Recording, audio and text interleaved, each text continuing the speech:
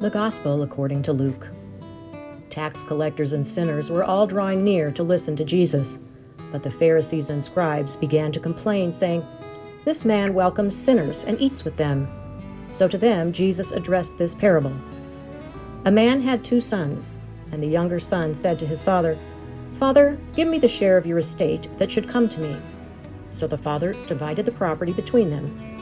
After a few days, the younger son collected all his belongings and set off to a distant country, where he squandered his inheritance on a life of dissipation. When he had freely spent everything, a severe famine struck that country, and he found himself in dire need. So he hired himself out to one of the local citizens, who sent him to his farm to tend the swine. And he longed to eat his fill of the pods on which the swine fed, but nobody gave him any. Coming to his senses, he thought, "How many of my father's hired workers have more than enough food to eat, but here I am, dying from hunger. I shall get up and go to my father, and I shall say to him, 'Father, I have sinned against heaven and against you. I no longer deserve to be called your son. Treat me as you would treat one of your hired workers.' So he got up and went back to his father.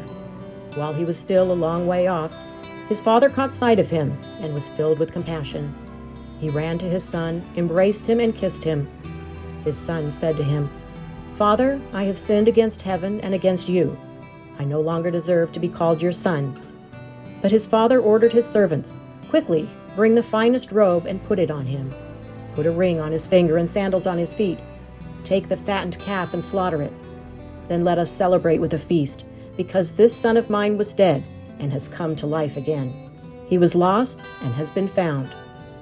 Then the celebration began. Now the older son had been out in the field, and on his way back, as he neared the house, he heard the sound of music and dancing. He called one of the servants and asked what this might mean. The servant said to him, 'Your brother has returned, and your father has slaughtered the fattened calf, because he has him back safe and sound.' He became angry, and when he refused to enter the house, his father came out and pleaded with him. He said to his father in reply, 'Look, all these years I served you, and not once did I disobey your orders. Yet you never gave me even a young goat to feast on with my friends. But when your son returns, who swallowed up your property with prostitutes, for you slaughter the fattened calf.' He said to him, 'My son, you are here with me always. Everything I have is yours. But now we must celebrate and rejoice, because your brother was dead and has come to life again. He was lost and has been found.'